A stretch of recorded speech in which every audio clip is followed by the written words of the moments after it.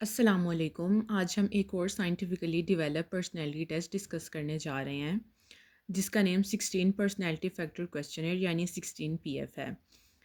ये test basically personality को सिर्फ 5 ट्रेट तक लिमिटेड नहीं रखता बल्कि 16 डिटेल्ड पर्सनैलिटी डायमेंशंस को मेजर करता है। जैसे कि बिग फाइव इन्वेंट्री में हम बात करके आए थे कि वो सिर्फ 5 डायमेंशंस उसमें क्लियर की गई हैं, लेकिन इसमें बेसिकली 15 डिटेल्ड पर्सनैलिटी डायमेंशंस को मेजर किया जाता है। अगर इसकी हम हिस्ट्री ओवरव्यू इंट्रोडक्शन की बात करें तो ये टेस्ट को रेमन कैटल ने डेवलप किया था। कैटल ने फैक्टर एनालिसिस नाम की स्टैटिस्टिकल टेक्निक यूज़ करके पर्सनैलिटी ट्रेट्स आइडेंटिफाई किए इस पर्सनैलिटी टेस्ट में। उनका मानना था कि ह्यूमन पर्सनैलिटी को साइंटिफिकली मेजर किया जा सकता है अगर हम बिहेवियर पैटर्न्स को स्टैटिस्टिकली एनालाइज करें। और इसका बेसिक पर्पस स्केल का ये है कि ये नॉर्मल पर्सनैलिटी ट्रेट्स को मेजर करना। इससे हम नॉर्मल पर्सनैलिटी ट्रेट्स को भी मेजर कर सकते हैं। ये टेस्ट क्लिनिकल डायग्नोसिस के लिए डायरेक्टली यूज़ नहीं होता, लेकिन इसको हम कैरियर काउंसलिंग में, ऑर्गेनाइजेशनल सिलेक्शन में, पर्सनल डेवलपमेंट या रिसर्च में काफ़ी यूज़ कर सकते हैं। अगर हम इसकी एज रेंज की बात करें टेस्ट की, तो 16 पीएफ जनरली 16 ईयर और अबव से इंडिविजुअल के लिए सूटेबल है और इसलिए इसका नेम 16 पीएफ है और ये एडोलसेंट्स और एडल्ट दोनों पर एडमिनिस्टर किया जा सकता है। अब हम इस टेस्ट के स्ट्रक्चर की बात करें तो इसमें लगभग 185 आइटम्स होती हैं।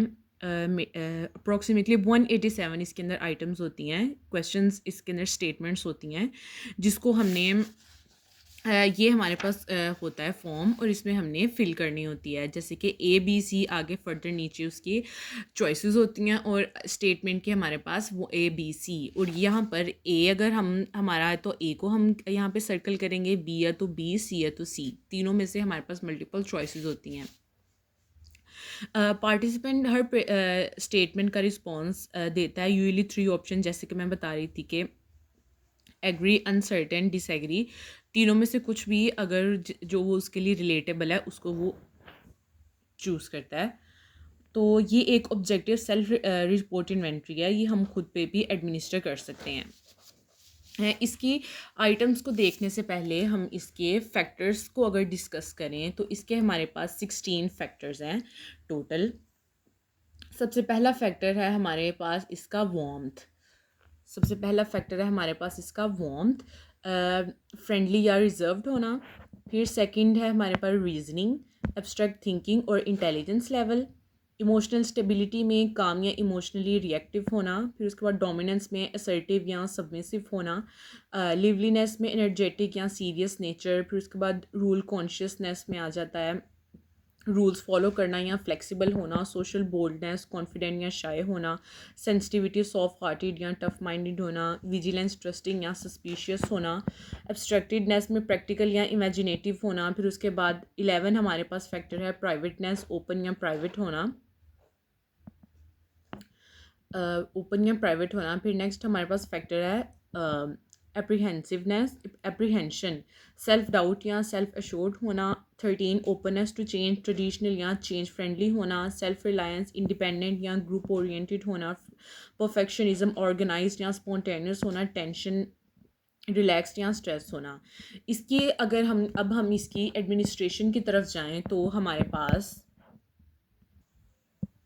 16 पीएफ के बेसिकली हमारे पास 3 फॉर्म होते हैं, फॉर्म ए, फॉर्म बी और फॉर्म सी। ये हमारे पास फॉर्म ए है। इसी तरह हमारे पास एक फॉर्म बी और एक फॉर्म सी होता है। देखें, ये हमारे पास फॉर्म बी है और ये हमारे पास फॉर्म सी है। इसी तरह 16 पीएफ को फॉर्म ए, फॉर्म बी दोनों एक दूसरे के पैरेलल फॉर्म है। इसका मतलब यह है कि दोनों फॉर्म्स पर्सनैलिटी के सेम 16 फैक्टर्स को मेजर करते हैं, लेकिन उनकी जो आइटम्स हैं वो डिफरेंट हैं। फॉर्म ए और फॉर्म बी दोनों एक ही चीज़ को मेजर करते हैं बट दोनों की आइटम्स डिफरेंट हैं। इन फॉर्म्स का पर्पस ये है कि अगर किसी इंडिविजुअल को टेस्ट दोबारा एडमिनिस्टर करना हो तो जैसे प्री टेस्ट और पोस्ट टेस्ट सिचुएशन में तो सेम क्वेश्चंस रिपीट ना हो और प्रैक्टिस इफेक्ट अवॉइड हो सके उसकी।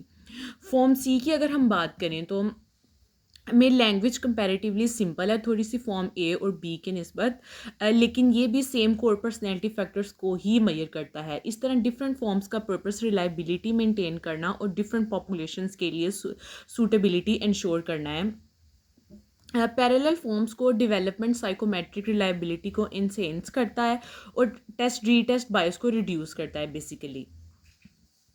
और अगर हम यहाँ पर फॉर्म ए की बात करें तो यहाँ पर नीचे फॉर्म ए में क्वेश्चंस भी हमारे पास अवेलेबल हैं। क्वेश्चन 1 इसी तरह जैसे कि पहला क्वेश्चन है हमारे पास, I have the instruction for this test clearly in mind, yes.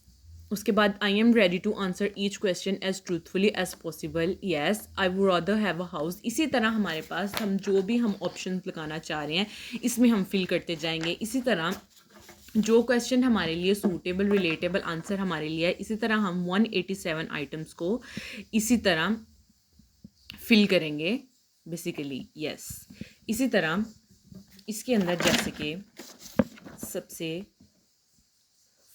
Starting में इसको मैं सेल्फ रिपोर्ट क्या कहते हैं टेस्ट को खुद पर एडमिनिस्टर करूँगी। तो इसका अब मैं सबसे पहले फॉर्म ए में इसकी ऐसे स्कोरिंग शीट को फिल कर लूँ। इस तरह फॉर्म ए के क्वेश्चंस मैंने अपनी के लिए यूज़ किए हैं। तो इन क्वेश्चंस को मैंने सॉल्व कर लिया है। इस तरह सभी मैंने क्या कहते हैं चॉइसेस ऐसे फिल करनी हैं। इसके बाद हमारा नेक्स्ट स्टेप जो होता है वो हमारे पास इस तरह की 2 शीट्स होती हैं। इस तरह जिस तरह MMPI के हमारे पास स्टैंड स्कोर निकालने के लिए शीट्स, स्टैंड स्कोर कह रही हूँ, रॉ स्कोर निकालने के लिए जिस तरह फॉर्म होता है इसी तरह हमारे पास ये फॉर्म होता है। ये फॉर्म ए और बी दोनों के जो क्वेश्चन है उनकी रॉ स्कोर निकालने में हेल्प करता है। हमारे पास 2 पेजेस होते हैं, ये पेज 1 है हमारे पास और ये पेज 2 है, ये वाला पेज 2। इसी तरह जिस तरह हम MMPI के स्टेनाइल की कॉपी नहीं निकलवा सकते, इस तरह हम इसकी भी कॉपी बिल्कुल भी नहीं निकलवा सकते। काफ़ी ज़्यादा एरर के इश्यूज आ सकते हैं। ये सिर्फ और सिर्फ ट्रेंड साइकोलॉजिस्ट के पास ही शीट्स होती हैं। इसी तरह ये पेपर को हम, ये वाला जो पेपर है इस पेपर को हम इसके ऊपर लैंडस्केप के रखेंगे। रखने के बाद फिर इसके जो ये जो सर्कल्स हैं, सर्कल्स के अंदर जिस तरह ये देखें, ये पहला है, ए की स्कोर हमें इस रो में ऐसे पता चलेगी। अब हम क्या कहते हैं इसके ऊपर ये ऐसे रखेंगे तो इसके अंदर अगर हमें ब्लैंक नज़र आ रहा है ब्लैंक, तो हम 2 काउंट करेंगे इसको, 2 इसके ऊपर 2 है, इसके ऊपर 1 है तो 1 काउंट करेंगे। इसी तरह जिसके अंदर हमें ब्लैक शो होगा हमारा डॉट, उसके ऊपर नंबर्स लिखे हैं, उन्हीं नंबर्स को हम काउंट ऐसे करते जाएंगे। इस तरह जैसे कि फॉर एग्जाम्पल H को हम काउंट कर रहे हैं और H में हमारे इसके अंदर ब्लैक डॉट हमारा ऑप्शन दिख रहा है, इसके अंदर दिख रहा है, इसके अंदर दिख रहा है, तो इसमें हम 2 को काउंट करेंगे, इसमें भी हम 2 को काउंट करेंगे। इस तरह काउंट करते करते हम सभी के ऐसे स्कोर मेंशन करते जाएंगे। पहले पेज से हमें ACFHL N Q1 Q3 के हमें स्कोर पता चलेगी और उसके बाद हमारे पास ये पेज 2 है, पेज 2 से हमें दूसरे के स्कोर फाइंड होगी। स्कोर फाइंड करने के बाद फिर हमें सबकी ऐसे रॉ स्कोर इसी पेज को ऊपर रखने के बाद फिर इस तरह हमें सभी जो हमारे पास फैक्टर्स हैं, सभी फैक्टर्स की जब हमारे पास ऐसे रॉ स्कोर आ जाएगी काउंट करने के बाद, तो हमारे पास फिर आगे स्कोरिंग शीट का ये एक पेपर होता है। इस पेपर से फिर हम आगे इसकी क्वालिटेटिव इंटरप्रिटेशन करते हैं। इस तरह यहाँ पर हम क्या कहते हैं, अगर हम फॉर्म ए की कर रहे हैं तो फॉर्म ए के रॉ स्कोर यहाँ पर लिखेंगे, फॉर्म बी की कर रहे हैं तो उसके रॉ स्कोर यहाँ पर लिखेंगे। दोनों की अगर हम कर रहे हैं, ए की यहाँ पे बी की यहाँ पर, दोनों का टोटल करके यहाँ पर फिर हमारे पास 10 स्कोर निकालने के लिए एक टेबल होता है, वहाँ से फिर हम इसको देखते हैं। अब हमने रॉ स्कोर फॉर्म ए की निकाल लिया है तो अब हम इसको स्टैंड स्कोर में कन्वर्ट करेंगे। स्टैंड स्कोर में कन्वर्ट करने के लिए हमारे पास मैनुअल में टेबल होता है, उधर से फिर हम देखेंगे। इस तरह ये हमारे पास टेबल मैनुअल में हमें दिया गया होता है फॉर्म ए, जैसे कि अभी मैंने फॉर्म ए को फिल किया। इस तरह हमारे पास मैनुअल में ये हमें टेबल दिया गया होता है फॉर्म ए का, ये हमारे पास टेबल है। इसकी हम रॉ स्कोर, जैसे कि यहाँ पे हमारे पास रॉ स्कोर है, रॉ स्कोर को देखते हुए सभी फैक्टर की हम यहाँ पर स्टैंड स्कोर फाइंड करेंगे। जैसे कि अब ए की हमारे पास स्कोर है 6, रॉ में हम 6 को देखेंगे, 6 ये है तो ए की हमारे पास 3 है तो यहाँ पे हम 3 मेंशन कर देंगे। अब हमारे पास बी की हमारे पास 1 है तो बी में हम 1 को देखेंगे तो 1। इसी तरह हम सबकी ऐसे स्टैंड स्कोर मेंशन करते जाएंगे। अब हमारे पास सी की है 5।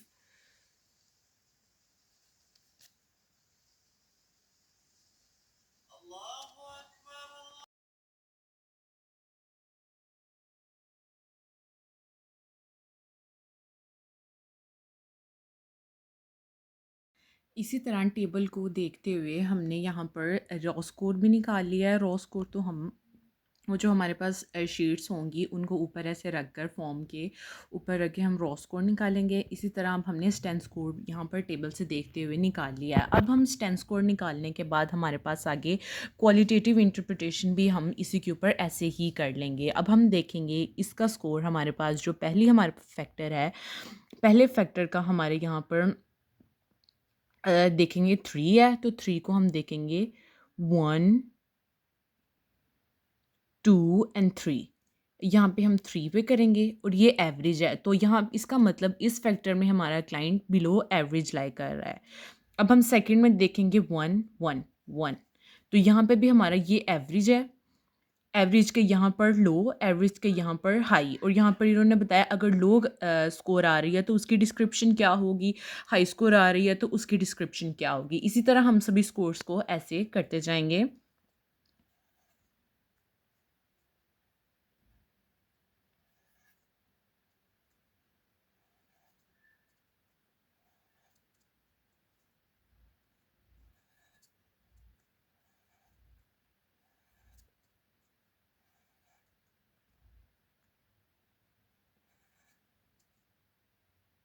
हम्म।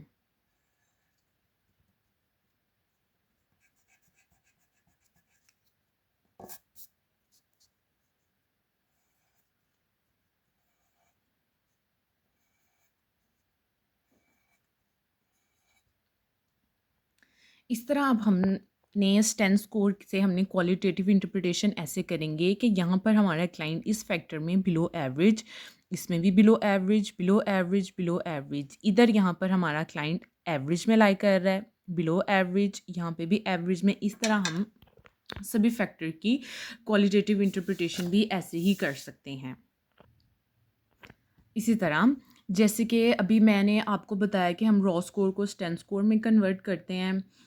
इसके हमारे पास जैसे कि 10 स्केल्स हैं, इस ये हमारे पास टोटल 10 स्केल्स हैं और 10 स्केल के रॉ स्कोर को हम स्टैन स्कोर में कन्वर्ट करते हैं। और जिस तरह यहाँ पर 1 to 4 हमारे पास बिलो एवरेज है, 5 to 6 हमारे पास एवरेज में आ जाता है, फिर उसके बाद 7 to 10 हमारे पास अबव एवरेज में आ जाता है। इंटरप्रिटेशन हमेशा हम पैटर्न एनालिसिस पर बेस्ड करते हैं, इसकी करते हैं।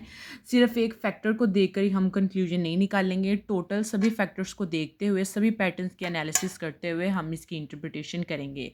इसी तरह 16 पीएफ के प्राइमरी फैक्टर्स के अलावा 5 ग्लोबल फैक्टर्स भी ड्राइव किए जाते हैं जो कि बिग 5 इन्वेंट्री से ही मिलते जुलते हैं। ये ब्रॉडर पर्सनैलिटी डायमेंशंस को रिप्रेजेंट करते हैं बेसिकली।